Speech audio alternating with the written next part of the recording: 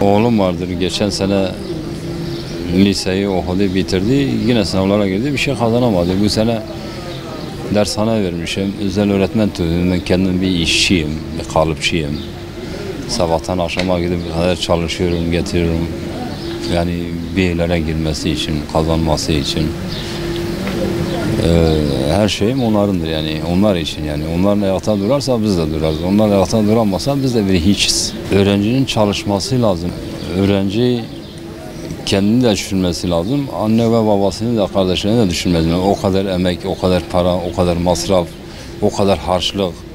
Yani anne baba elektrik su parası veremiyor, ekmek eve alamıyor.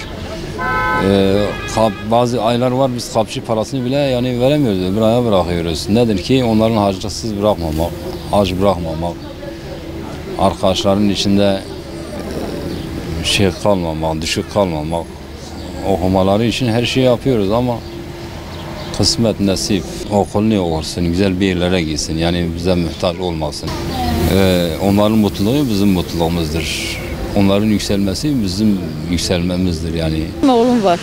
Valla biz onun için dershaneye gönderiyorduk onu.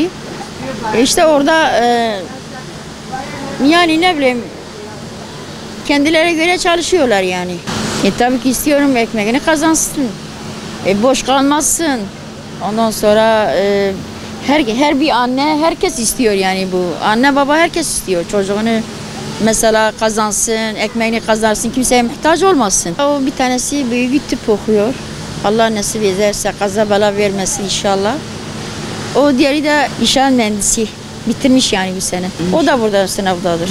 Dershanedeyse gönderiyoruz. Mesela elimizden geleni yapıyoruz onları yani. Yoksa yani onlar da inşallah çabaların karşılığı inşallah alırlar yani.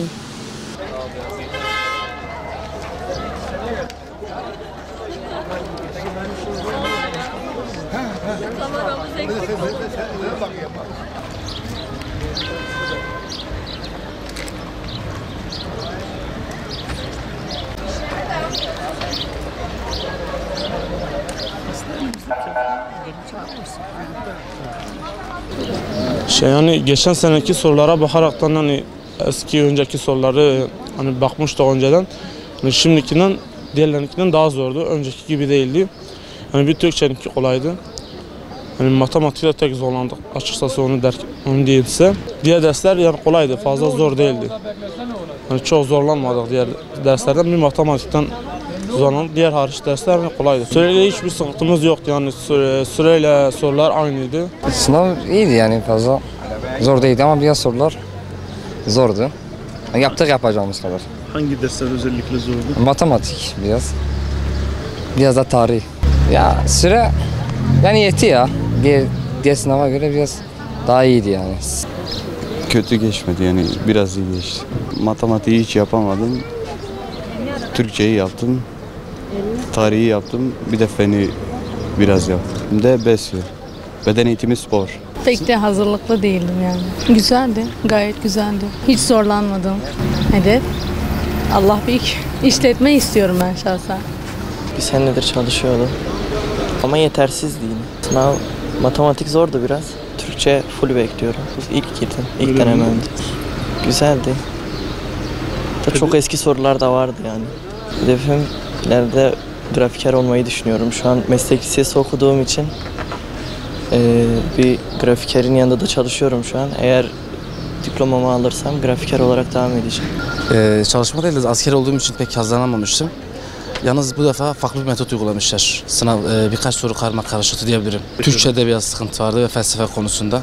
Pek açıklayıcı sorular yönetmemişler zaten. Yani karma karışık sorular halindeydiler. Yani sorun olarak soruları karmaşık haline biraz daha getirmişlerdi.